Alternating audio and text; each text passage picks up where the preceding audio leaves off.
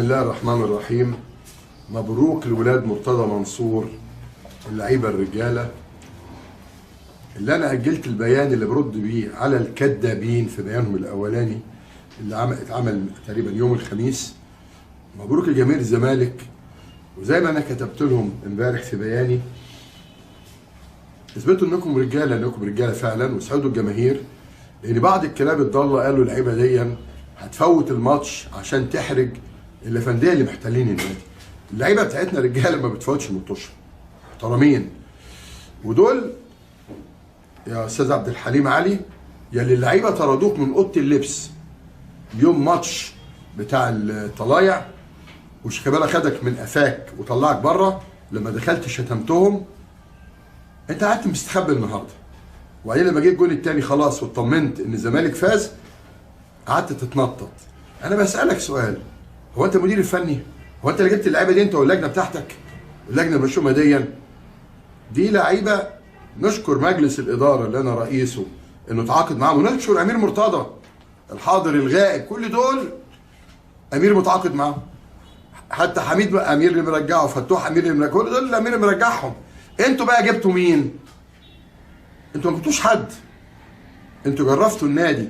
بس انا سعيد بالجماهير اللي النهارده قالت لكم برضه امشوا، لان دول ولاد مرتضى، ده الفريق اللي مرتضى بيكونه بقاله سنين، دول الرجاله اللي انتوا احبطتوهم في ماتش بتاع النهائي الافريقي عشان يمشوني بقرار مرتضى ما يطلعش على منصه التتويج عشان عايزين نمشيه، لان القرار كان ممضي. فمبروك مبروك لولادنا، مبروك لباتشيكو ومعاه الجهاز المعاون. بقول لعبد الحليم علي بطل بقى منظره، انت ناسي لما جبتك مدير كوره وبعد ساعه كتبت انك مش عايز تيجي؟ والاخ التاني اللي معاك انت ناسي طلبت منه مره يجي مدرب عام وعارف نفسه مع مدير فني؟ لا انا اجي مدير فني لنادي الزمالك. انا عمال اتفرج على الرموز، وتعرفوا الرموز دول ايه؟ شويه هموش ولا ليهم قيمه. انا عشان كده اجلت بياني امبارح، وكنت عامله بيان مكتوب بصراحه، لكن بعد الكلام اللي اتقال اصلهم هيفوتوا الماتش، اصل لا ده رجاله كلهم، دول رجاله مرتضى منصور، دول اللعيبه اللي بيكلموا مرتضى بيقول لهم خلي بالكم انتوا مش بتوع مرتضى، لا انتوا ولاد مرتضى، انتوا بتوع الزمالك وجماهيره. مبروك لجماهير الزمالك. في عيل بقى عبيط كده عمل تويته بيسال امير انت مين يالا؟ هو مين؟ لا يا عم، هو لا هرب من الفريق من النادي بتاعه، هو لسه عيل ولا راح خرابات اوروبا. بلاش احنا يا ابني. وتقول له حياة امك، انت بتقول له حياة امك؟ يا عم الله يسامحك، الله يسامحك، انا مش هعمل لك حاجه. وانت بتقول حياة امك هتربي امير؟ انت هتربي امير؟ ضابط الشرطه المحترم، المحامي المحترم، مش هرد عليك. يقول لك الله يسامحك، هنتقابل قريب ولا تشغل بالك، المسامح كريم. نرجع بقى للبيان. البيان اللي انا كنت كاتبه وهقوله، اللجنه اللي ادمنت تشكيل اللجان اللي فكرتني بفؤاد المهندس وحسن مصطفى في فيلم ارض النفاق، لما حسن مصطفى شكل 15,000 لجنه ومبسوط قوي عشان مش عارف ايه ب3 مليم. هي دي اللجنه اللي موجوده.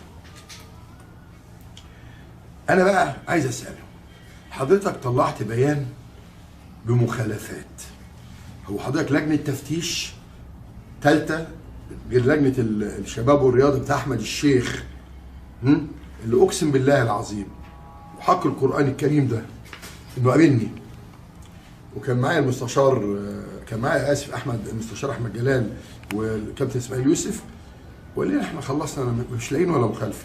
فجاه 3 مخالفات عشان انت نفسك ترضي ناس. وزي ما قلت لي انا، هو ايه يعني لما يجي اشرف صبحي مكان خالد عبد العزيز؟ طب ما تساعدني اجي مكان اجي مكان اشرف والله العظيم، او اطلع محافظ. انت هتطلع كده بالطريقه دي؟ كل شيء ليه اوان يا احمد. مش انت برضه اللي حليت مجلس اداره بلدك بمصر المحترمه استغليت نفوذك، جبت ناس على مزاجك وهواك مش عارف تنزل بلدك من يومها. مش قضيتنا احمد الشيخ دلوقتي. انا بسال اللجنه الموقره، هو حضرتك لحقت في اسبوع؟ يعني اللجنه بتاع جهاز مركزي محاسبات لسه في النادي دي، ما اعرفش خلصت ولا لسه، ومقابلان يوم القرار ما طلع بالليل الست اللي هي رئيسه اللجنه بقى لها 6 اشهر في النادي ما خلصتش. انت بقى اقعد في اسبوع كده؟ ايه المعلمه دي؟ على راي مين؟ كان مين؟ خواجه بيجو ولا مش عارف مين؟ ايه ده؟ بسرعه عرفت ان في مخالفات 1 و2 وانت بتفتش علينا. يبقى ده العبث بقى في المستندات اللي انا حذرت وقلت يا معالي النائب العام دي مهزله، دول بيتعبسوا في المستندات وبيستولوا على مستندات. فنبتدي بقى نفند اللي هم قالوه. طبعا قعدت اضحك. ايه الارقام الخزعبليه اللي حاطينها دي؟ 1.5 مليار. بس برافو عليه طارق حشيش. طبعا طارق الفضايح في نادي الجزيره اسمها ايه كهرباء؟ مش فاكر كان اسمها ايه كهرباء، مش مشكله دلوقتي.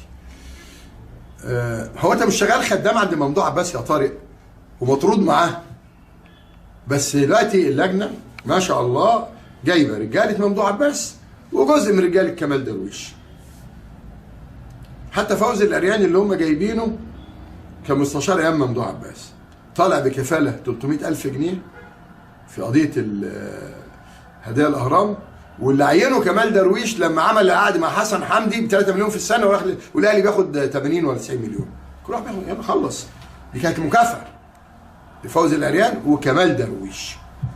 وممدوح عباس طبعا الراجل شغاله معاه، ورجعوا بقى الواد البلطجي عاطف دامس، ورجعوا الاشكال دي كلها اللي نازلين ضرب في النادي. وانا عندي صور للنادي هنقوله في الجزء الثاني من الفيديو اللي انا عاملينه بتاع المؤامره. هتشوفوا النادي بقى ايه خرابه. طيب نرجع بقى للجنه. دلوقتي انا راجل بتقول يعني علي انا ان انا تقاعست عن ان انا حصل ايجارات مش عارف ب 900 مليون ايه، اي كلام يعني مش مشكله. مش هذه القضيه. ده هنرد عليه في الفيديو. خلينا في الفيديو. طب يا عم انا تقاعست. بتقول المحلات دي المفروض ب 24 مليون جنيه ايجارات وبتاع. يا استاذ الفاضل المحلات دي كانت ب 1000 جنيه في السنه. انا خليتها ب 700,000 في الشهر وكسبت حوالي 86 محل وطردت الناس. خلاص؟ طب انا هسألك سؤال. دلوقتي في 111 مليون عند الشركه الراعي من شهر 7، انا كل اللي عليا بعت انذار وفسخت. حضرتك بقى تقاعست لانك تاخد 111 مليون، بقيت زيي. انت بقيت زيي.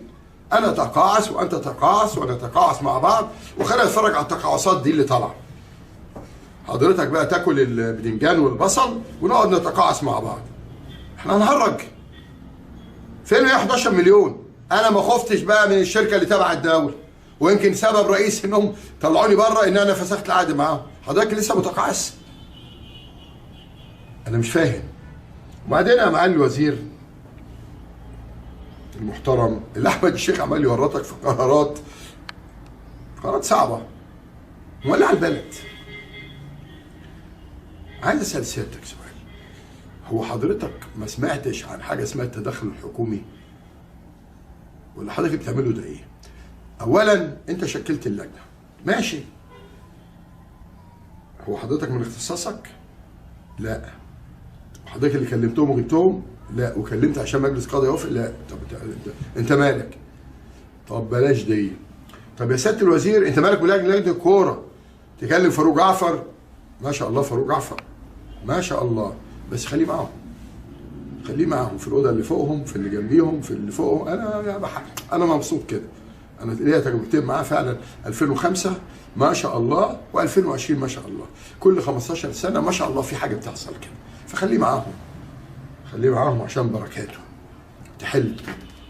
وانا كنت معتقد ان اللي كان بيتكلم عليه في التلفزيون اعظم رئيس نادي واللي عمل كان قال للوزير لا ده ما يصحش. ولما راح الفنان الكبير هاني شاكر مكتب الوزير ومع اخونا مدحت العدل واخونا جمال العدل، كنت اتمنى اقول له عيب اللي بيحصل ده نادي الزمالك، مش نعمل انتخابات مبكره ايه؟ هو انا محمد مرسي؟ طب محمد مرسي كان جماعه ارهابيه خاطفه بلد.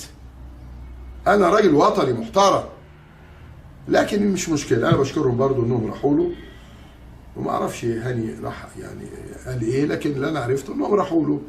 وبعدين هو طبعا انا اكتشفت ان دكتور اشرف صبحي، لا صبحي اللي انا بحبه، ناعم املس، كلامه حلو خلاص، بس ما شاء الله انت تمشي من هنا والبتاع طول كده خلاص. دكتور اشرف انا هكشف سرك مين اللي سلطك تعمل كده في الفيديو التاني، عشان مش عايز اخبط الناس، انا بس خلينا برد على البيان. دكتور اشرف اللي تعمله الاول، يعني هو احمد الشيخ اقنعك؟ قال لك ما تيجي بقى، مش انت رئيس النادي الفعلي يا دكتور اشرف؟ قال له اه والله يا ابني. قال له طب ما تيجي بقى نروح نقعد على مكتب مرتضى ونقعد النادي بقى ونجيب اللجان ونناقش اللجان ونتكلم مع اللجان ونخلص مع اللجان. فرحت مرتين. دكتور اشرف الاستاذ احمد بكري اللي بيهددنا باخوه محمود، اللي في امن الجيزه، اللي بيقول لك جاب محاصر النادي عشان ما حدش يخش مننا.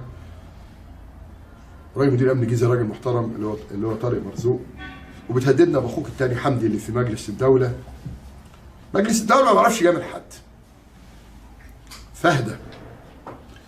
وحضرتك مصور في مكتبي وسيد الوزير قاعد كلكم قاعدين. هو ليه سؤال؟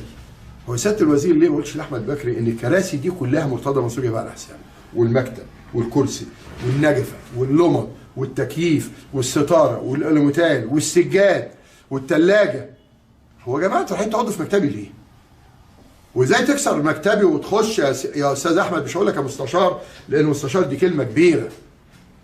حضرتك استاذنتني، حضرتك طلبتني بادب وقلت لي تعالى عشان تشوف طب انا متعلقاتي الشخصيه جوه مكتبي، جوه ادراج مكتبي.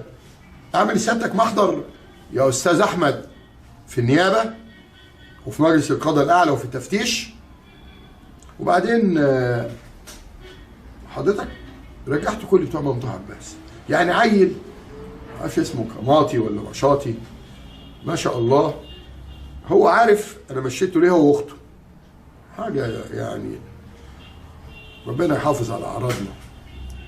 بترجعه عمال يرفد الناس المحترمه. طب يا سياده الوزير، هو مش القرار بيقول اداره ماليه؟ هو من صلاحيه الاخ الاستاذ احمد بكر والاستاذ هشام اللي جالي قال لي انا ابن زوجتي، ما اعرفش ابن زوجته ولا ابن مين بقى، واحده ولا اسمه ادم على ما اتذكر، كان عامل معرض ومدته خلصت وما دفعش الفلوس فطردته. جالي 20 مره. وصفتك ايه يا استاذ هشام انك تيجي عشان تاخد الشيك بتاع نادي الشمس؟ اه صحيح انتوا مش اعضاء في الشمس واعضاء في الاهلي واعضاء في الصيد انت والاستاذ احمد. طب ما تقعدوا لكم بطل في نادي الزمالك، لان اللائحه بتقول ادوات استثنائيه لرجال القضاء في نادي واحد. هو في ايه يا جماعه؟ يعني انا بس حزن شديد من اللي بيحصل والكلام اللي عمال يتقال وتشويهنا. يا سياده الوزير المحترم، حضرتك انا عارف ان جواك مكنون داخلي من زمان انك تبقى رئيس نادي الزمالك،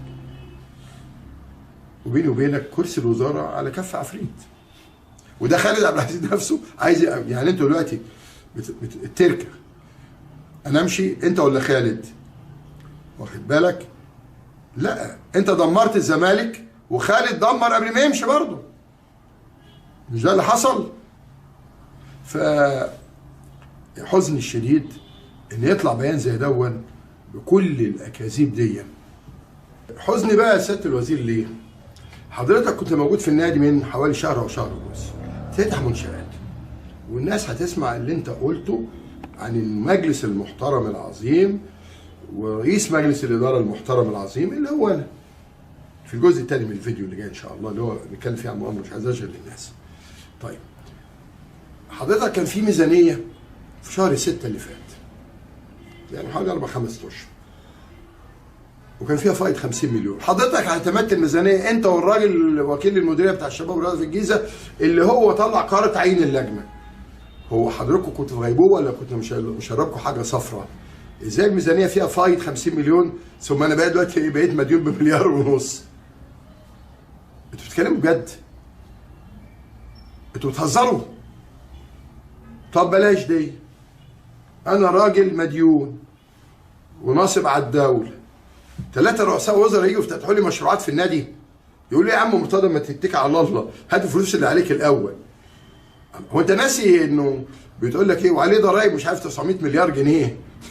بالك الراجل وزير الماليه هتسمعه دلوقتي في نهايه الكلام بتاعي، وهو بيقول نادي الزمالك بلا ديون ضرايب. انت فاكر الناس في غيبوبه؟ ايه القرف اللي احنا عايشين فيه يا راجل؟ ده انت خليت شوبير اللي مش طايقنا قال له اللجنه تمشي، خليت طارق يحيى المؤدب اللي عنده حياء قال لهم امشوا يا فشله، خليته احمد مصطفى طلع الراجل معرفش طلع منين، قال لهم فاروق جعفر، وفاروق جعفر خبط في ايمن، وايمن خبط في حاجة. هو في يا جماعه؟ هو نادي الزمالك تركه ليكوا؟ انا مش فاهم. ولا عشان انا اتكلمت عن نادي القرن وعشان نصالح قطر زي ما الناس هتسمع في الجزء الثاني؟ البنت المذيعه والولد بتاع اللجنه الاولمبيه بيقول لها بيقولوا شرط المصالحه مصر قطر مشترطه، خلصوا على مرتضى. هو ده الكلام يعني؟ ما انا مش فاهم. فاكرين الناس نايمه؟ لا الناس مش نايمه، النس فاهمه. وانا قلت مش هطعن في الانتخابات بتاع مجلس النواب، لا هطعن. لما يعني السيد مستشار لاشين، لان ما ينفعش يبطلوا لي 18,000 صوت مع ال 22,000 اللي هم حاطينهم لي، ادي 40,000. نجحت من اول مره. لا هنجيب الورق وهنجيب العلامه الثالثه كانت بتتعمل، والمسؤول اللي جوه اللجنه الكبيره اللي الحق بيبطلوا لك اصواتك. لا هطعن طبعا. اذا كنت انا عمال احسس وطبطب، لا بس مش كده بقى. لا احنا بنطلع من حاجه نخش في حاجه. وانا الفيديو الاولاني عملت استغاثه للسيد الرئيس المحترم ومستني رده، واعتقد بوادر رده ابتدت تظهر، لانه راجل محترم زي ما قلت في الفيديو الاولاني، بيترعب من ربنا، وقال لي كده بترعب من ربنا. وانا بشكر اخويا تركي الشيخ على الموقف المحترم اللي وقفه وابلاغه لكل الناس كبار وصغيرين. بلاش مرتضى لانه بيحب البلد، بلاش مرتضى لانه محترم. مرتضى خان لمصر، مرتضى طول عمره وطني. وكان عايز يرد على الواد العبيط ده اللي بيتفتى اللي خرب النادي 10 سنين. يقول له على فكره، هو كلم امير مسافر فكلمه وقال له قول لي الوالد لو تحب اعمل بيان بالحقيقه اللي هي موجوده ان كل الفلوس اللي راحت للزمالك دي فلوس مرتضى منصور. اقعد بقى يلا، اقعد دماغنا وجعانا، انت ولاد ابنك الاهبل ده. دماغنا وجعانا. بس الناس ردت عليك، شكرته طبعا وراجل محترم. ما جاتش من ناس كتير. رموز النادي اللي انتوا يا جماهير الزمالك العظيمه، صدقتوني لما قلت مفيش رموز، انتم الرمز الاول والوحيد والاخير. والله العظيم كلهم ملوش قيمه. يقول لك ايه احنا في ظهر النادي. كل واحد ماسك خنجر مسموم وبيضرب، ما هو ظهره النادي وانا اضربه. هو مش جنب النادي، لا في ظهره. ما انا عشان اضربك بضربك من ظهرك. وخناقات، وده عايز يجي مكان ده، وناس كانت معرفش كانت في جحور ايه وطلعت، وناس كانت في قبور الدنيا وطلعت. مفيش حد قال لهم عيب، يعني قال للوزير عيب، ده رئيس الزمالك الشرعي المنتخب، تعملوا ده غلط يا اشرف. اوعى تنسى في يوم من الايام ادب مرتضى واحترامه معاك، برغم انك كنت موظف عنده، انما مديك وضع بيقول لك حضرتك وسيادتك. لان مرتضى راجل محترم وبيحترم نفسه، بيحترم الناس. ولا مره من المرات فكرك ان بتصرف انك كنت موظف عنده هو رئيسك، وانك كنت بس من شهر 6 بتاع السنه اللي قبل اللي فاتت كنت عنده عشان تمسك العلاقات العامه والتسويق تاني. وانك تنزل معاه في قائمته. محدش قال له كده. انما كله جاب الخنجر ويضرب. حقد وغل. ليه بقى؟ اصل احنا كبار ورموز. مين مرتضى ده اللي بقى اشهر مننا وبيمشي في الشارع ويخش يمشي في النادي، اطفال بقى حواليه والناس كلها عايزه تتصور معاه. امال احنا فين؟ ده احنا بنبقى جنبه؟ مفيش. مفيش. لان الناس عرفت مرتضى منصور عمل ايه الكيان محترم. هو واولاده اللي بنتشتم 24 ساعه من كلاب ضاله. عبد الناصر احمد سعيد على الواد اسمه زفت التيمه والاشكال دي كلها. خلاص تحملنا. وزي ما تاخد بطولتين في اسبوع واحد. طب وبيبو يقعد كده؟ ادوا له بطولتين. ادوا له زي ادوا له بطولتين. يلا خد، عايز ايه؟ هو خد مرتضى حاجه في افريقيا؟ قال له خد السوبر افريقيا. ادوا له بطوله افريقيا ابطال الدوري. مرتضى خد ايه تاني يا بابا؟ خد السوبر المصري. طب ادوا له الكاس. وفين الجماهير اللي بتغلي؟ بس لو ده حصل في الاهلي ما تلاقيش حد راح وافق انه يبقى في لجنه من دول، انما على طول يلا. وبعدين ماشيين في كل اللي انا عامله.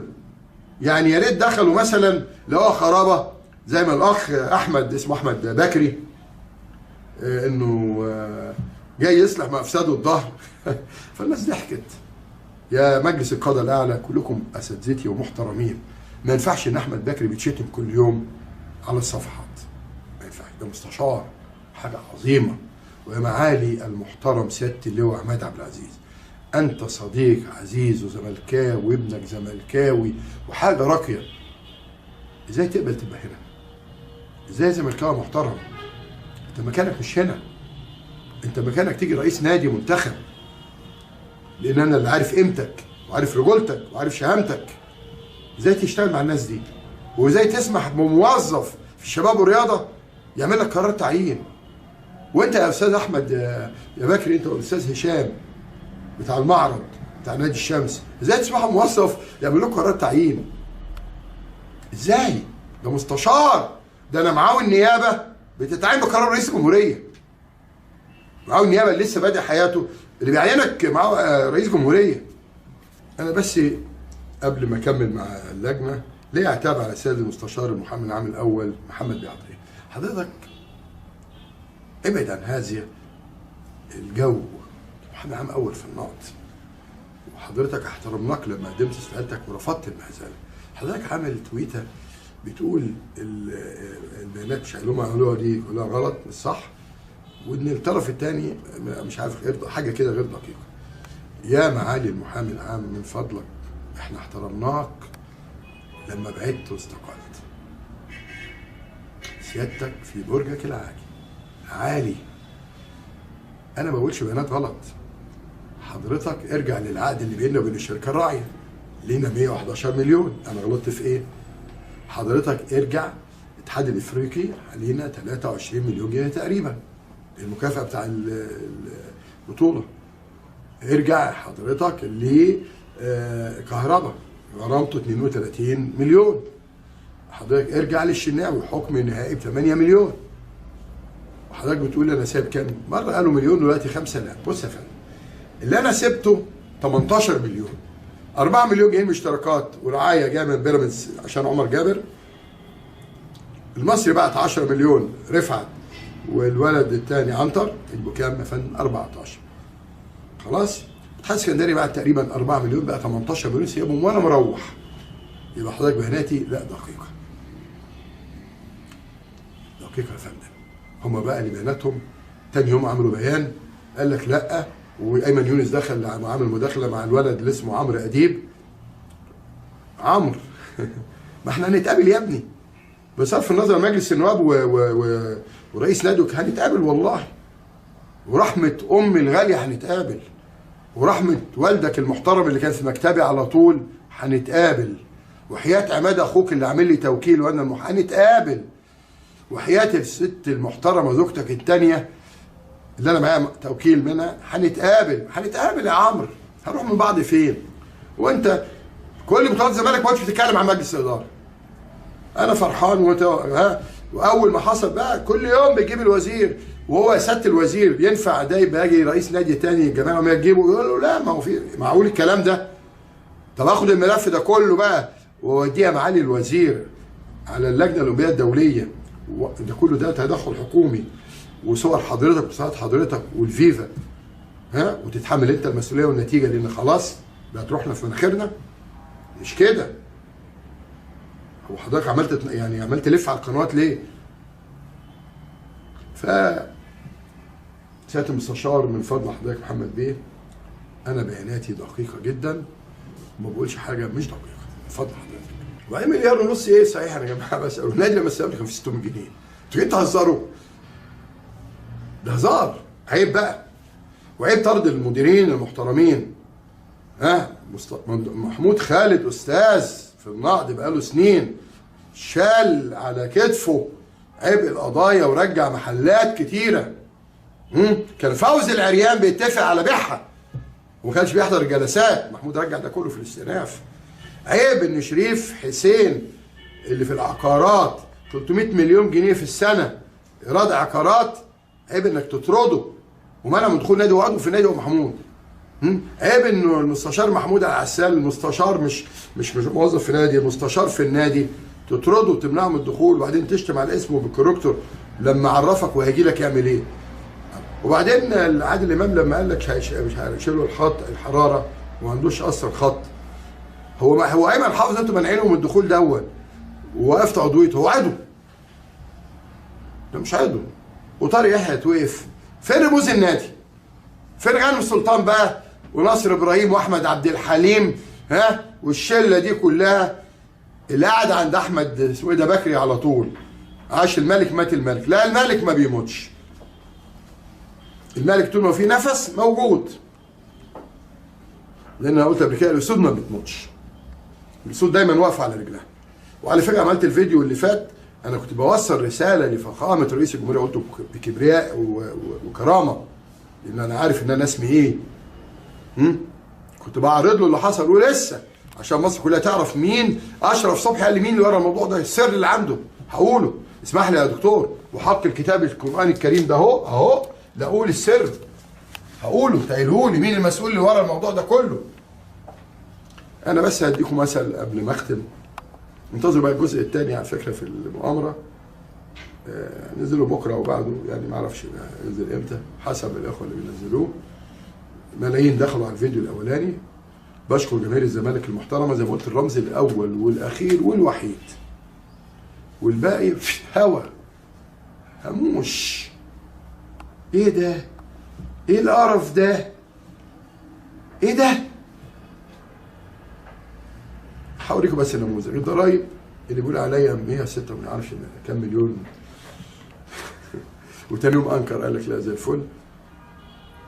ده المؤتمر الصحفي اللي بيني وبين وزير الماليه الدكتور محمد معيط، اسمعوه. ولما كتب نادي الزمالك اول نادي بلا ضرايب، تمام، اللي كانت على ممدوح عباس وسايبينه. وبعد كده اسمعوا الدكتور اشرف صبحي انه بيشيد بنادي الزمالك ومجلس اداره الزمالك في الافتتاحات. اتقوا ربنا، اتقوا ربنا يا دكتور اشرف. واسمع كلام اخوك الدكتور محمد اللي كل يوم بيأنبك لانه محترم. يقول لك مرتضى منصور اللي هو زملكاوي ما يتعملش في كده يا دكتور اشرف، ده انت اللي حكي لي. اتقوا ربنا في ناديك، اتقوا ربنا في جماهير، اتقوا ربنا في جمعيه العموميه اللي الدكتور ماجد قيشو راجل دكتور في معهد قلب بيجمع جمعيه عموميه عادي انضرب وانطرد هو والدته اللي كانت واقفه جنبه. اتقوا ربنا. اما استاذ احمد بكري اتقوا ربنا بجد. انت بقالك كام سنه ما دخلتش النادي؟ سنين طويله، 10 15 كتير. فجاه افتكرت في نادي الزمالك وجاي تصلح ما افساد الظهر. كنت يا عم اصلح ده ايام ممدوح عباس لما خلى النادي مديون 305 مليون داخليا و250 خارجيا وبطولات ما فيش، كان ده الظهر اللي في. لكن لا، ده انت من رجالته. بقول لمجلس القاده المره الاخيره من فضلك يا فندم يا اعضاء المحترمين، ما ينفعش ان مستشار يبقى في لجنه يعينها موظف والاهانه اللي على الصفحات كل يوم ليه. ده رقم واحد. رقم اثنين، بخاطب معالي النائب العام مره ثانيه، خاطبته في الفيديو اللي فات بخاطبه ثاني. ثبت خلاص يا فندم يأبسوا في الورق. ده طردوا مدير المتابعه وطردوا مدير المخازن وطردوا مدير الشؤون الاداريه وطردوا مدير الشؤون القانونيه وطردوا المدير المالي، ده طردوا المديرين كلهم. هو في قرار التعيين يا سياده الوزير يا محترم يا اللي بتنفذ القرارات، في اديني لائحه او قانون ان دول يبقوا مجلس اداره وان دول يطردوا موظفين ويجيبوا موظفين وكلهم بتوع ممدوح عباس. ما شاء الله، مبروك يا جماهير الزمالك على عوده ممدوح عباس لاحتلال النادي مره ثانيه. بس انتوا ناس عظماء فوق دماغي، مش ساكتين ومكملين، وانا مكمل معاكم.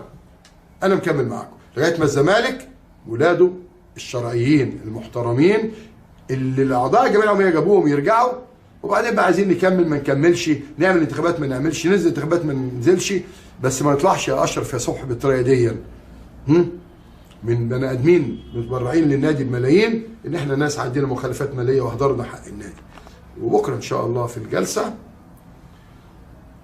هتسمعوا وهتشوفوا الفضايح، القانون اللي داس بالرجلين واللائحه داست بالرجلين، واللي حصل ده بلطجه غير مسبوقه لا يجرؤ اي حد يعملها مع النادي الاهلي ومجلس اداره الاهلي. اللي قبل كده اتحل ايام طاهر ابو زيد، وبعد نص ساعه رئيس الوزراء قال لا لا لا لا ده النادي الاهلي عنده جماهير والزمالك ما عندوش. لا الزمالك عنده جماهير بالملايين، واذا كنا مؤدبين وساكتين عشان انا قلت قبل كده مش عايزين نبقى جزء من الفوضى في البلد، بس ما تدوسوش علينا قوي بقى، بلاش تدوسوا قوي علينا كده. اللجنه بتاعتك يا فندم عماله تدوس قوي، رفض وفصل وعضويات ومرجعه المشطوبين اللي مزورين ومتحرشين والبلطجيه. ها ما ينفعش كده. ان شاء الله بامر الله اللي معاه ربنا ما بيخافش من البشر، واللي بيخاف من البشر ما بيخافش من ربنا. وانا زي رئيس السيسي بترعب من ربنا، وعشان كده ربنا هيكرمنا ان شاء الله. وبحذر اياك تاني، اياك للمره الاخيره تظلم بني ادم بينه وبين ربنا عمار. وافتكروا سيد نوفل، وافتكروا الصبروت بتاع منطقه الجمل، وافتكروا بتاع المستشار بتاع مجلس الدوله اللي هو انتحر وطلع مرتشي، وافتكروا بلاش، عشان الظلم ظلمات، وانتوا مش بتظلموا مرتضى. طب انتوا ظلمتوني في مجلس النواب ما اتكلمتش، واللجنه الاولمبيه ما اتكلمتش، خلاص رحت المحكمه بس. انما تظلموا الملايين من الجماهير، بتظلموا لعيبه. شفتوهم النهارده رجاله. مبروك للعيبه، مبروك للجهاز الفني، مبروك للجماهير، ولا عزاء للهاموش. شكرا. بسم الله الرحمن الرحيم. طبعا احنا بنشكر اولا جيدا بنبارك لسياده الوزير، وزي ما قلت في الجلسه الخاصه بقول تاني لمصر كلها ان هذا الرجل لا وصل له الا عمله واجتهاده، ورجل عصامي زينا يعني، عشان مش هو بيتفرج علينا نفسنا حد نفسنا. بنبارك له وبنشكر طبعا الدكتور رمضان والاستاذ جنبك محمد سامي ماشي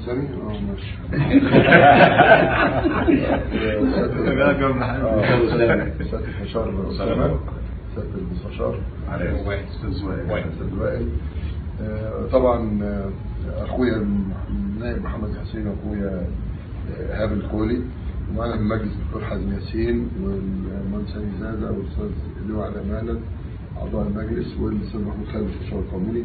كان عندنا مشكله كبيره على فكره في النادي، هي مشكله الضرائب والحجوزات. سياده الوزير لانه عقليه متفتحه والمجموعه المستشارين معاه تفهموا وضع نادي الزمالك. احنا مش فوق القانون، احنا اول ناس نحترم القانون. احنا استلمنا النادي في ظروف معينه. انا حتى سياده الوزير تقرير جهاز مركزي المحاسبات والرقابه الاداريه ان النادي كان مديون لما استلمته ب 305 مليون، وايجار من العام 984 مليون، والضرائب المتاخره على النادي متاخره من سنه 96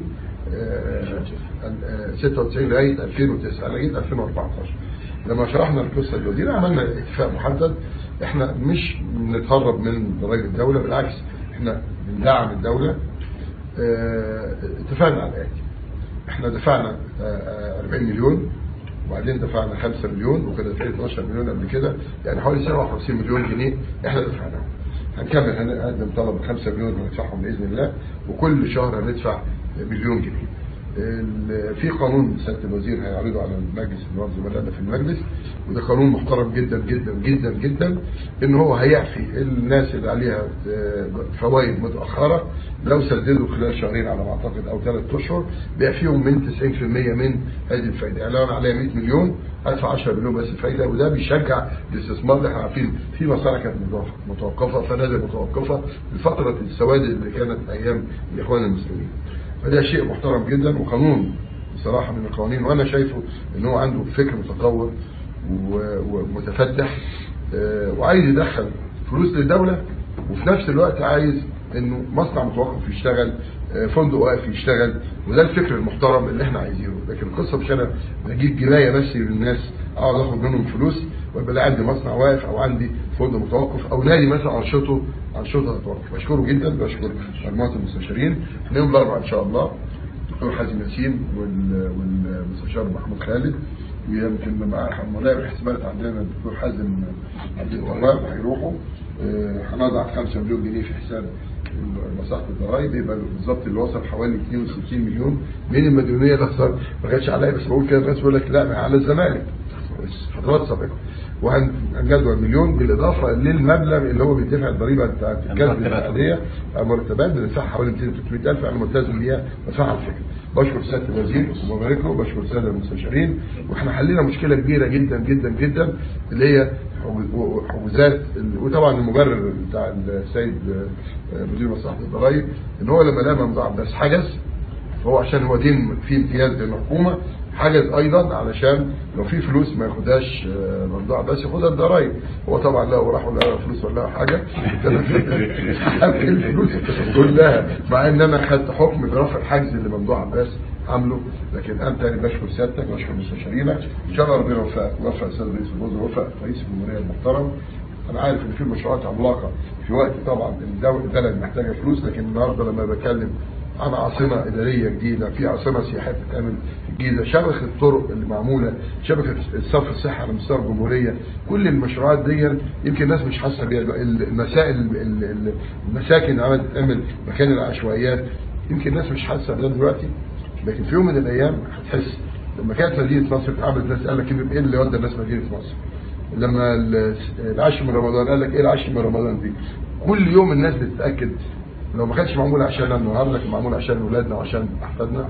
بشكر حضرتك ربنا يشكرك. شكرا لله. وانا حابب بس ان انا اقول حاجه، انه يعني احنا كنا فعلا عرضنا كحكومه، رئيس مجلس الوزراء ووزير الماليه، انه احنا عاوزين نخفف عن يعني مجتمع الاعمال ونخفف عن الممولين، انه هم العديد منهم مثقل بالتزامات منها ضرائب متاخره محمله بفوائد وغرامات وما شابه ذلك، وده بيعيق ان هو يقدر يستمر وكده. وفخامة السيد الرئيس وجه بانه لا اتفضلوا اطلعوا قانون شيلوا عن الناس الفوائد وغرامات التاخير، خليهم ينطلقوا، خلي الناس تشتغل والناس الدنيا تتحرك.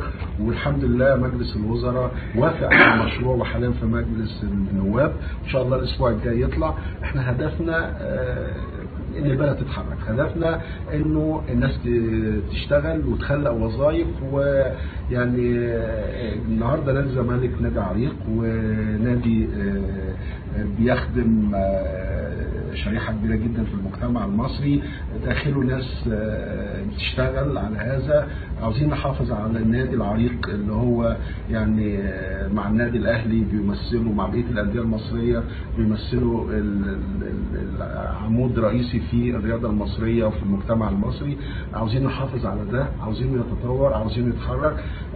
في نفس الوقت طبعا احنا مسؤولين عن تحصيل مستحقات الدوله اللي وصلنا له النهارده يحقق الاثنين: التزام نادي الزمالك بان هو مستحقات الدوله سيقوم بسدادها كلها، في نفس الوقت بنساعده على ان هو يعمل كده، لانه احنا مؤمنين انه في النهايه عاوزين الكل يتحرك، مش عاوزين ان احنا نخنق مجتمع الاعمال او نخنق الانديه الرياضيه لدرجه انها تعجز عن انها تقوم بمهامها، طالما انه الهدف واحد وطالما ان احنا كلنا هنلتزم.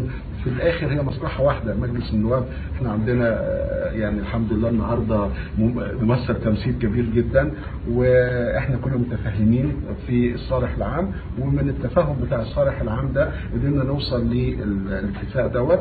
ان شاء الله باذن الله وزاره الماليه ومصلحه الضرائب ملتزمه بيه ونادي الزمالك ملتزم بيه. ان شاء الله باذن الله بنامل انه مع القانون الجديد نادي الزمالك كل المستحقات اللي عليه للدوله ان شاء الله هيقدر ان هو يخلصها خالص يخلص ويفوق من كل الفوائد الفوائد ويفوق من كل ده، واحنا هنبقى سعداء جدا جدا، لانه الدوله والحكومه عاوزه الكل ينطلق والكل يجري. احنا مش هنستفيد حاجه ان نكعبل ده ونكعبل ده ونكعبل ده، لان ده في الاخر وظائف بتتخلق للبلد وللبلد ومشروعات بتشتغل، وده مصلحه عامه. فانا يعني بشكر سياده المستشار مرتضى منصور، وبشكر كل الزملاء في مصلحه الضرائب والساده النواب سياده نائب ايهاب وسياده نائب محمد حسيني واستاذنا الدكتور حازم ياسين، ده استاذنا كلنا وحضراتكم جميعا. يعني ان شاء الله يا رب يكون في خير للكل باذن الله.